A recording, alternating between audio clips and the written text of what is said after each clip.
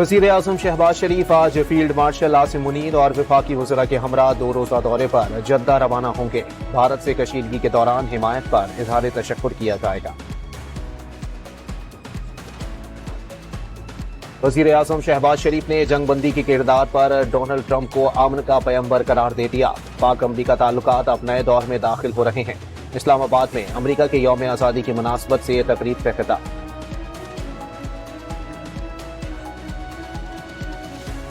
بلاول بھٹو نے دہشت گردوں کے خلاف ISI اور رو کے مل کر کام کرنے کی تجویز دے دی۔ پاکستان امن چاہتا ہے، عالمی برادری صورتحال بگڑنے سے پہلے کردار ادا کرے۔ اقوام متحدہ میں عالمی مندوبین اور سیکرٹری جنرل انطونیو گوتریس سے ملاقاتوں کے بعد مطالبہ۔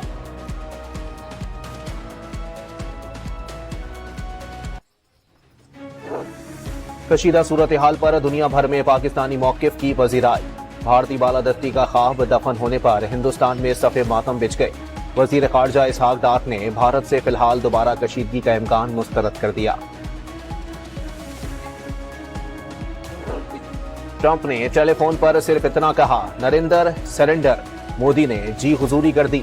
بھارت میں اپوزیشن کی دلی سرکار پر چڑھائی۔ آئندہ سال ترقیاتی پروگرام کا حجم 4224 ارب روپے ہوگا۔ معاشی شرح نمو کا ہدف 4.2% مقرر۔ قومی اقتصادی کونسل نے منظوری دے دی۔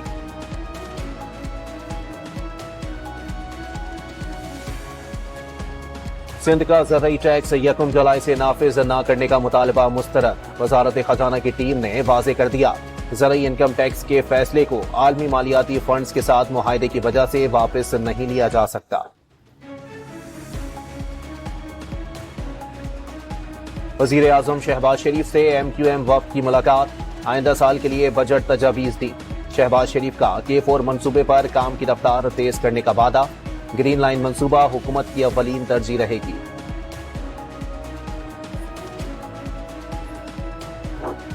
آئندہ سال کے بجٹ میں کراچی کوئٹہ چمن شاہراہ کی تعمیر کے لیے 40 ارب روپے، حیدرآباد سکھر موٹر وے کے لیے 30 ارب روپے رکھنے کی تجویز۔